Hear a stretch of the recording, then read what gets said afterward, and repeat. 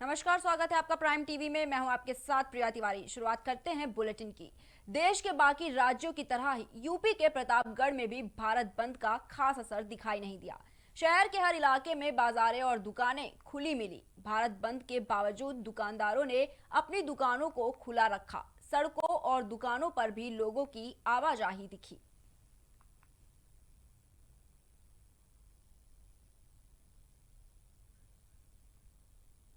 बीजपुर के थाना प्रभारी श्याम बहादुर यादव के कार्यकाल के अंतिम दिन पर विदाई समारोह आयोजित किया गया। विदाई समारोह थाना परिसर से शुरू होकर बीजपुर बाजार से होते हुए इंडियन कॉफी हाउस पर संपन्न हुआ। लोगों का कहना है कि श्याम बहादुर यादव के आने के बाद से इलाके में आपराधिक घटनाएं काफी कम हुई थी।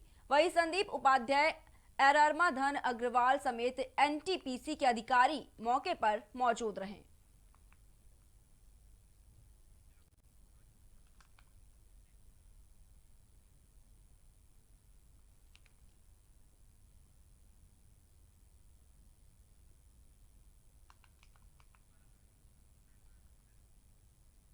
देश के बाकी राज्यों की तरह ही यूपी के प्रतापगढ़ में भी भारत बंद का खास असर दिखाई नहीं दिया।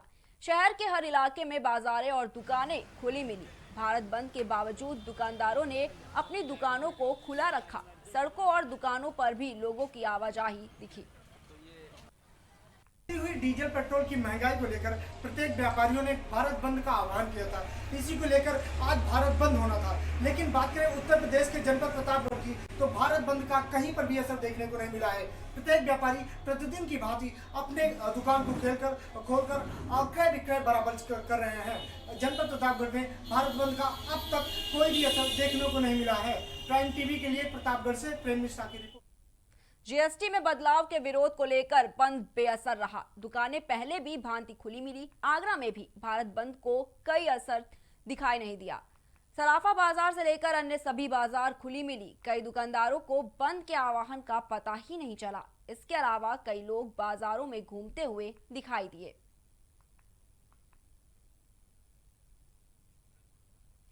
खबर आगरा से, जहां पर बंद के बावजूद भी दुकानें जो हैं वो लगातार खुली मिली। बंद का कोई भी असर देखने को नहीं मिला है। सराफा बाजार से लेकर अन्य सभी बाजार खुले मिले। कई दुकानदारों को बंद के आह्वान का पता ही नहीं चला। यूनियन द्वारा जहां पूरे भारत में बढ़ते पेट्रोल डीजल के दामों और जीएसटी की बढ़ोतरी को लेकर जहां बंद का आह्वान किया गया था, तो वहीं आपको बता दूं कि आगरा में इस तरह का कोई भी असर नहीं देखने को मिला है। आगरा में सभी दुकानदारों ने अपने अपने प्रतिष्ठानों को रोज़मर्रा की तरह खोल रखा है, तो वहीं ग्राहकों का भी रोज़मर्रा की तरह ही आगमन है। आगरा से ममता भारद्वाज, प्राइम टीवी। बढ़ते अगली खबर की ओर। हरदोई के पाली थाना क्षेत्र में एक महिला बेहोशी की हालत में बस में मिली। महिला की हालत को देखते हुए लोगों ने पुलिस को सूचना दी। इसके बाद सूचना मिलते ही पुलिस की टीम मौके पर पहुंची। फिलहाल पुलिस ने महिला को इलाज के लिए अस्पताल में भर्ती करा दिया है और पुलिस की आगे की कार्रवाई जारी है।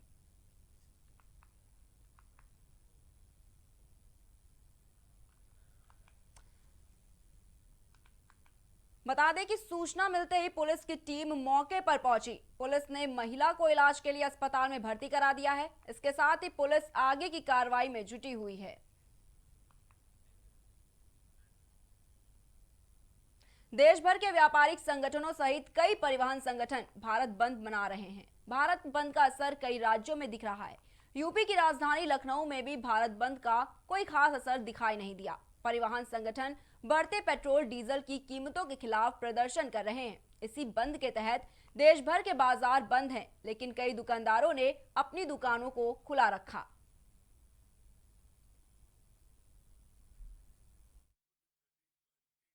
जीएसटी और डीजल और पेट्रोल के बढ़ते दामों को लेते हुए प्रत्येक व्यापारियों की तरफ से ऐलान था कि आज भारत बंद रहेगा, मगर राजधानी लखनऊ में आलमबाग क्षेत्र में इस समय में मौजूद हूँ। आपको बताना चाहेंगे कि यहाँ पे पहले की तरह, रोज़ाना की तरह यहाँ पे लोगों का आना जाना लगा है और जो है आपको बता दें कि यहाँ पे दुकानें जो हैं वो सारी खुली हुई हैं और भीड़ बाकायदा रोज़ाना की तरह बनी हुई है। राजधानी लखनऊ से शमशाद। बढ़ते हैं अगली खबर की ओर। लखनऊ विश्वविद्यालय के लॉ डिपार्टमेंट में एक 3 दिवसीय प्रतियोगिता का आयोजन हुआ। इस आयोजन में उत्तर प्रदेश बेसिक शिक्षा मंत्री डॉक्टर सतीश चंद्र द्विवेदी व उत्तर प्रदेश बीजेपी के उपाध्यक्ष दयाशंकर सिंह मुख्य अतिथि के रूप में मौजूद रहे। कार्यक्रम के दौरान लॉ डिपार्टमेंट के विभाग अध्यक्ष प्रोफेसर सीपी सिंह ने सभी का स्वागत किया। उन्होंने छात्रों को यह बताया, मूट कोर्ट में भाग लेने से तर्क शक्ति एवं आत्मविश्वास में बढ़ता है। मुख्य अतिथि सतीश चंद्र द्विवेदी जी ने मंच पर आकर छात्रों को प्रोत्साहित किया। उन्होंने अशोक कुमार की एक फिल्म का भी जिक्र किया।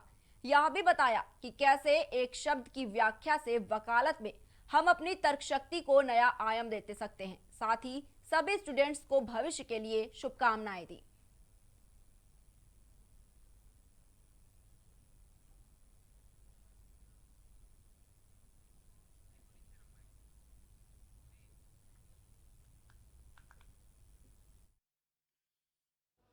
ये मूट कोर्ट आज के दिन में ला के डिमांड काफ़ी बढ़ी है। एक ज़माना था कि जब कोई कुछ नहीं, कहीं एडमिशन नहीं होता था तो तब लोग लॉ में एडमिशन लेते थे। आज वक्त बदल गया है। आज मेडिकल इंजीनियरिंग छोड़ करके या इंजीनियरिंग MBA CS CA किए हुए बच्चे लॉ करने आते हैं। लॉ में इतना अधिक स्कोप बढ़ा है, इसके बावजूद जो है संख्या काफ़ी बढ़ती। खबर वाराणसी से है, जहां GST के कुछ प्राविधानों के विरोध में confederation of all India traders की ओर से आहूत राष्ट्रव्यापी व्यापार मिलाजुला असर देखने को मिला। बंद समर्थक सड़क पर उतर गए और दुकानें बंद नहीं थी, उनसे शटर गिराने का आग्रह किया गया। भारत बंदी को व्यापारिक संगठनों ने समर्थन दिया है। वहीं शहर के कुछ इलाकों में दुकानें खुली भी मिली।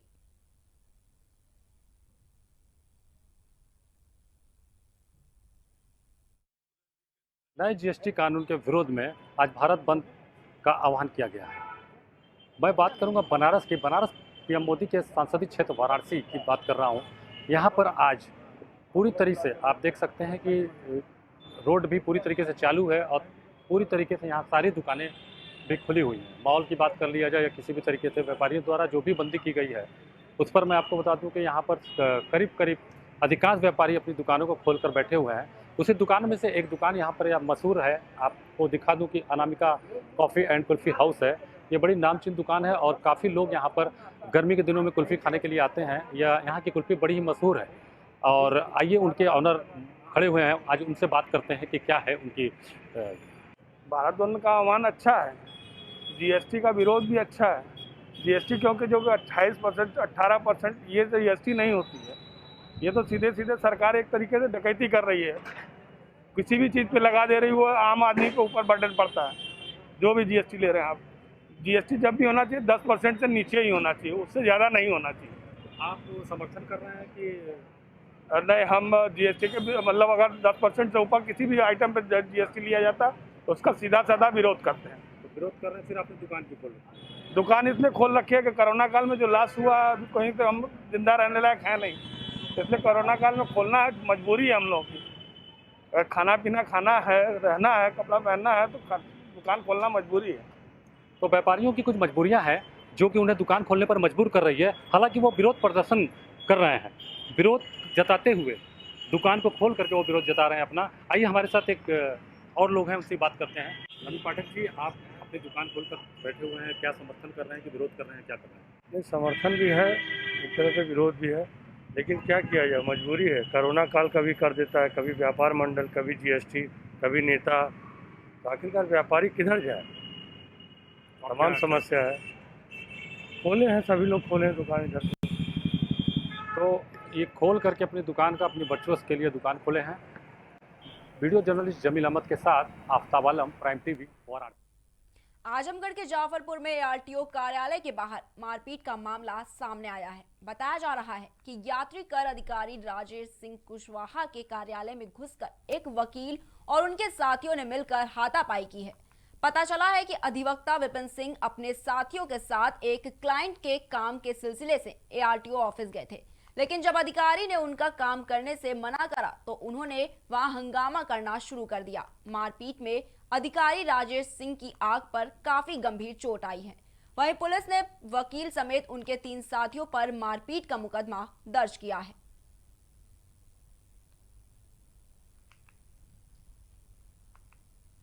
देश भर में डीजल पेट्रोल के बढ़ते दामों और महंगाई को लेकर भारत बंद का ऐलान किया गया है। वहीं देश के अलग अलग हिस्सों में भारत बंद का मिलजुला असर दिखाई दे रहा है। इसी तरह सोनभद्र में भी भारत बंद का अलग असर दिखाई दिया। इलाके में कई लोग अपने कामों को ही करते हुए दिखाई दे रहे हैं।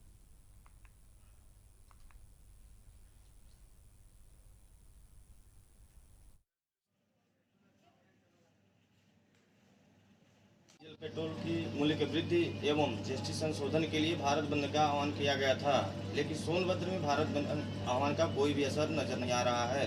लोग रोजमर्रा की तरह अपने कामों में लगे हुए हैं। Prime TV. बढ़ते अगली खबर की ओर। सरकार के निर्देश पर प्रशासन की टीम अवैध अतिक्रमण के खिलाफ एक्शन ले रही है। इसी के तहत रायबरेली में राष्ट्रीय राजमार्ग के पास जगतपुर कस्बे में सालों से हुए अवैध अतिक्रमण को हटा दिया गया है। अवैध अतिक्रमणकारियों पर प्रशासन का हंटर चल रहा है। इस दौरान पटरी दुकानदारों व अवैध बिल्डिंग पर भी बुलडोजर चलवाया गया है।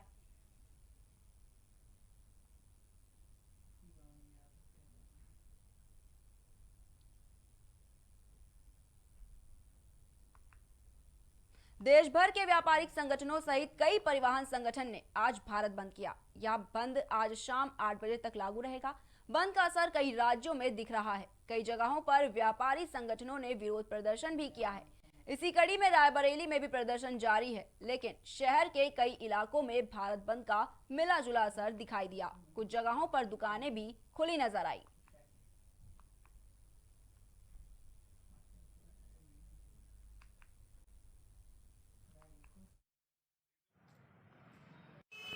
रायबरेली जिले में भारत बंद के आह्वान का कोई भी असर होता नहीं दिख रहा है।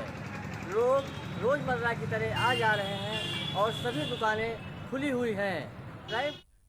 बढ़ते अगली खबर की ओर। प्रदेश सरकार ने दफ्तरों में पान मसाला खाने पर रोक लगाई है। वहीं दूसरी तरफ आजमगढ़ में बिजली विभाग के एसडीओ के कार्यालय को बियर बार बना दिया गया है। इस मामले में अब एसडीओ अमित पोपले पर भी गंभीर आरोप लग रहे हैं। जानकारी मिली कि एसडीओ अमित पोपले अपने अन्य कर्मचारियों के साथ बियर और मुर्गे की दावत में शामिल हुए हैं। कार्यालय को बियर बार में तब्दील करने का फोटो भी सोशल मीडिया पर वायरल हो रहा है। वायरल फोटो की भनक लगते ही विभाग के कर्मचारियों में हड़कंप मच गया। विद्युत विभाग के मुख्य अभियंता राजेश रंजन सिंह का कहना है कि दोषियों के खिलाफ कड़ी कार्रवाई की जाएगी।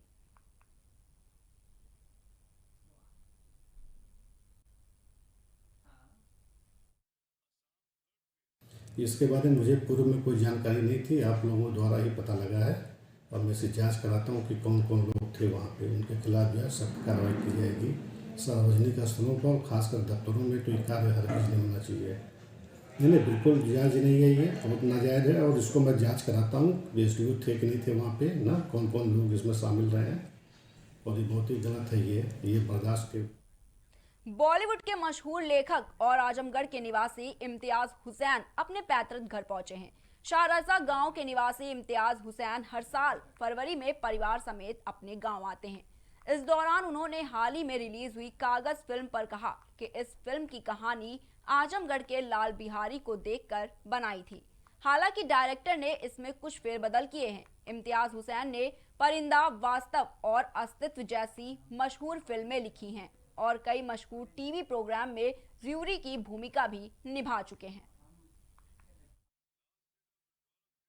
2003 में हमारे यहाँ सबसे पहले तो आप ही इम्तियाज हुसैन साहब आए थे और फिर हमारी कहानी के विषय में पूछे। फिर दोबारा सतीश कौशिक को लिवा कर आए। फिर वहीं से हमारे फिल्म का सिलसिला चला और लगभग 18 वर्ष तक चलता रहा। तो उस बीच में हमारे उनके एकदम संबंधित एकदम पारिवारिक रिश्ता हो गया था। मैं भी उनके पर एकदम टोटल विश्वास करने लगा और वो मुझे भाई कहते थे, मैं भी उनको बड़ा भाई कहता था। दोनों लोगों को भाई भाई का सिलसिला था। लेकिन सवाल ये है कि जब फिल्म बनी तो आजमगढ़ में फिल्म बता रहे थे कि आजमगढ़ में दिखाएंगे, आजमगढ़ में आएंगे, आजमगढ़ में शूटिंग होगी। यहाँ कुछ नहीं किया गया। उस कहानी को तोड़ मरोड़ कर मतलब लिखा गया और बैंड बाजा वाला बनाया गया। यहाँ तक कि एक अछूत शब्द भी प्रयोग किया गया। यही नहीं, एक बहुत राष्ट्रद्रोही नारा उसमें। अगली खबर आजमगढ़ से है, जहां दबंग मकान मालिक के खिलाफ पुलिस ने एक्शन लिया है। बताया जा रहा है कि दबंग मकान मालिक ने दुकानदार महिला को उसके सामान सहित जबरन बाहर निकाल दिया था, जिसके बाद महिला ने पुलिस में मामले की शिकायत दर्ज कराई थी। लेकिन महिला की शिकायत पर पुलिस को वहां आता देख गुंडों ने उन पर भी पथराव शुरू कर दिया था। मामला गंभीर होने पर पुलिस को लाठीचार्ज करना पड़ा। इस पर पुलिस अधीक्षक ने सख्त रुख अपनाते हुए लापरवाही बरतने आरोप में देवगांव के कोतवाल को निलंबित कर दिया है और आरोपियों के खिलाफ मुकदमा दर्ज कर प्रभावी कार्रवाई की जा रही है। गंज बाजार में किराए की दुकान में दुकान करने वाली महिला श्रीमती संगीता गुप्ता की दुकान को बिना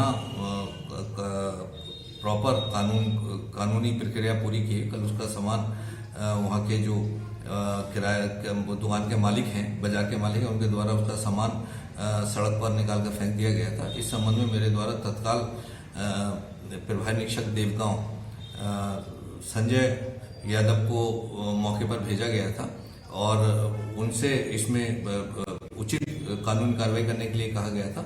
जिनके द्वारा उचित कानूनी कार्रवाई नहीं की गई, इस संबंध में मेरे द्वारा प्रभारी निरीक्षक संजय यादव को उचित कार्रवाई न करने और दुकान खाली कराने में प्रथम दृष्टया सहायता होने।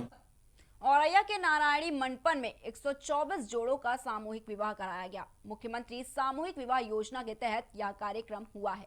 इसमें हर धर्म के जोड़ों को शामिल किया गया है। वहीं इस मौके पर कृषि राज्य मंत्री, राज्यसभा सांसद और जिलाधिकारी भी मौजूद रहे।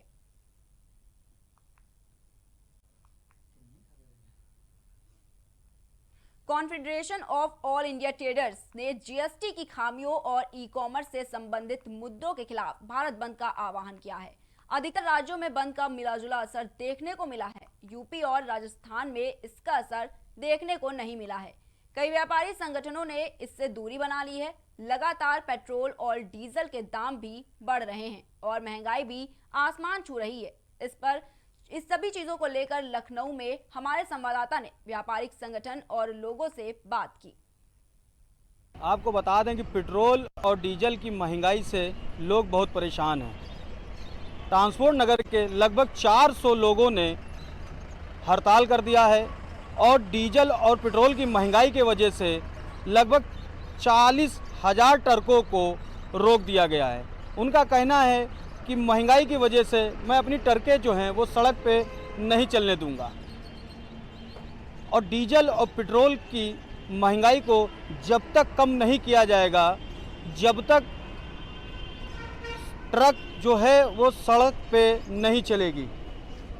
आपको दिखाना चाहेंगे कि यहाँ पे कुछ ट्रकें हैं जो खड़ी हैं और डीजल डलवा रही हैं। आपको बता दें कि यहाँ पे जो है पेट्रोल और डीजल का रेट ये है। तो ये डीजल और ट्रक का जो रेट बढ़ चुका है, इतना महंगाई है, इसके बारे में आप क्या कहना चाहेंगे सरकार से? महंगाई तो बहुत है, कम होनी चाहिए, बहुत ज़्यादा हो गई। पेट्रोल में भी डीजल में भी लोगों को पेट्रोल डीजल डलाना मुश्किल हो रहा है, गाड़ी चलाना मुश्किल हो रहा है। तो सरकार को चाहिए कि इस पर कुछ जल्द से जल्द कोई ना कोई डिसीजन ले।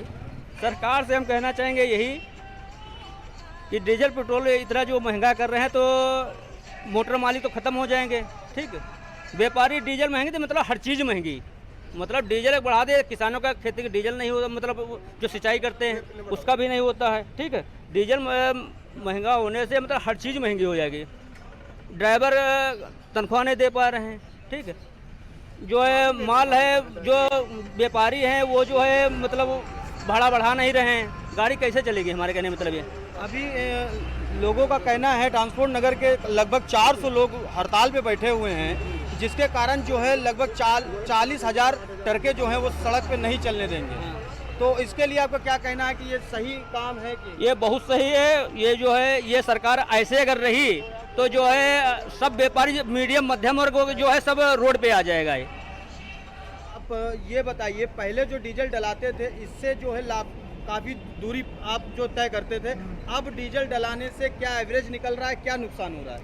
एवरेज ये निकल रहा है कि भाड़ा पूरा समाप्त हो जा रहा है यह डीजल में ही, और बाकी पुल टैक्स और खुराकी और ये सब तबाही मची हुई है। मालिक का कुछ नहीं बच रहा है। मालिक का कुछ नहीं बच रहा है, 1 टका भी, और हमारी तनख्वाह भी नहीं निकल रही है। सरकार से आपकी क्या मांग है? सरकार से हमारी मांग है कि ये सारी चीज़ गिराई जाए और डीजल सस्ता करें और पेट्रोल सस्ता करें, जब ये दुनिया चल पाएगी। अब ये मोटर ड्राइवर का भी कहना है कि डीजल और पेट्रोल को जो है सस्ता करे, और इसको जो है जब भी इसको सस्ता नहीं करेगी तो गाड़ियां जो है वो सड़क पे नहीं चलेगी और ना कोई लोडिंग गाड़ी भी चलेगी। राजधानी लखनऊ से शमशाद आलम, प्राइम टीवी न्यूज। बढ़ते हैं अगली खबर की ओर। सीतापुर के नैमिषारण्य थाना क्षेत्र में एक महिला के साथ दुष्कर्म हुआ। रेप के बाद आरोपियों ने महिला को जिंदा जलाने की कोशिश की। बताया जा रहा है कि ठेलिया चालक सहित 3 लोगों ने घटना को अंजाम दिया। वहीं घटना की जानकारी मिलते ही पुलिस ने गंभीर हालत में महिला को सामुदायिक स्वास्थ्य केंद्र में भर्ती करा दिया। यहां डॉक्टरों ने गंभीर हालत देखते हुए महिला को लखनऊ के लिए रेफर कर दिया। और पति का नाम है सुशील, उसकी उम्र 31 साल है और वो लगभग 30% जली हुई अवस्था में आई थी। हालत तो उसकी लगभग ठीक स्थिति में है, ठीक है। क्या बाकी जो है वो ये उसके परिजन ये कह रहे थे कि रेप हुआ है, लेकिन रेप के लिए हमने जिला अस्पताल सीतापुर रेफर कर दिया है, ठीक है। अगर जो भी होगा वहाँ पे अपना एक्सपर्ट खुद ही बताएंगे। क्या जलाया भी? हाँ, जला 30%। फिलहाल के लिए इतना ही। देश दुनिया की तमाम बड़ी खबरों को देखने के लिए बने रहिए प्राइम टीवी के साथ।